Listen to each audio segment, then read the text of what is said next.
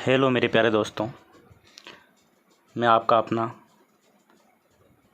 दोस्त संजय शर्मा आपके अपने यूट्यूब चैनल साइंस का जादू बाय संजय शर्मा में फिर से लेकर आया हूँ। आज एक केमिस्ट्री का बहुत ही इम्पोर्टेंट पॉइंट, किसी भी परमाणु के किसी भी कोश में उपस्थित अधिकतम इलेक्ट्रॉनों की संख्या कैसे ज्ञात की जाती है। इसके लिए दोस्तों बहुत सिंपल ट्रिक है, सूत्र काम आता है 2n²। दोस्तों आपसे रिक्वेस्ट होगी कि वीडियो पूरा देखें ताकि जो संपूर्ण जो पॉइंट है वो समझ में आ जाए। आपके समय व्यर्थ नहीं करते हुए मैं आपको बताना चाहूँगा कि यहाँ पर अगर आपको किसी भी परमाणु के कोश में अधिकतम इलेक्ट्रॉन ज्ञात करने हैं तो यहाँ फॉर्मूला काम आएगा 2n²। जैसे कि इस फॉर्मूले को हम लगाऊँ तो आप ये तो जानते होंगे किसी परमाणु में जो कोश है उन्हें हम K, L, M, N dot dot dot आदि से दर्शाते हैं।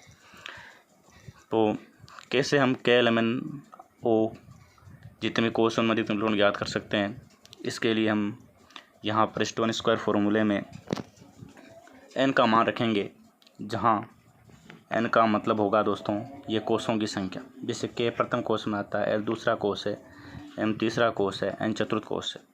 तो आगे बढ़ते हैं, हम इसको देखते हैं। जैसे कि प्रथम कोश में उपस्थित अधिकतम इलेक्ट्रॉन ज्ञात करना है तो हम कुछ नहीं करना है, जो ये फॉर्मूला है 2n², इसमें आपको n बराबर 1 रखना होगा। जैसे कि 2 इस n की जगह रख के जब मैं स्क्वायर करूँगा तो इसका आंसर आएगा 2 इलेक्ट्रॉन।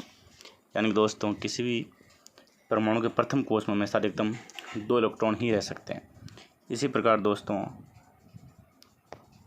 अगला हमारा दूसरा कोश, इसमें हमें अंतिम इस कोश में अधिकतम इलेक्ट्रॉन ज्ञात करने के लिए हमें इस 2n² में n की जगह 2 रखना होगा और हमारा आंसर आएगा 2 × 2 का whole square equal to 8 electron. मुझे विश्वास है कि दोस्तों आपको ये बात समझ में आ रही है। जब हमें दूसरे कोश में ज्ञात करने तो हमने n बराबर 2 रख दिया। इसी प्रकार दोस्तों अगर तीसरे कोश में हम अधिकतम इलेक्ट्रॉन ज्ञात करने हैं तो हम इस फॉर्मूले 2n² में n की जगह 3 रखेंगे तो 2 × 3 का होल स्क्वायर, तो इसका आंसर आएगा 2 × 9 इक्वल टू 18 इलेक्ट्रॉन। दोस्तों ये तीसरे कोश में उपस्थित अधिकतम इलेक्ट्रॉनों की संख्या थी। इसी प्रकार चतुर्थ कोश में उपस्थित अधिकतम इलेक्ट्रॉनों की संख्या ज्ञात करनी है आपको, तो इसके लिए हमारे पास फिर से वही फॉर्मूला आएगा कि चतुर्थ कोश की बात हो रही है हमारे पास, तो हम लगाएंगे यहाँ 2n² और यहाँ n बराबर, क्योंकि चतुर्थ कोश की बात हो रही है n बराबर 4 रखेंगे तो 2 × 4 का होल स्क्वायर, तो यहाँ पर 2 × 4 का होल स्क्वायर होता है 16 और हमारा आंसर आएगा 32 इलेक्ट्रॉन। इस प्रकार हमने देखा कि दोस्तों हम किसी भी कोश में 2n² फॉर्मूले में n का मान, n मतलब कोश की संख्या रखकर हम किसी भी कोश में उपस्थित अधिकतम इलेक्ट्रॉनों की संख्या ज्ञात कर सकते हैं।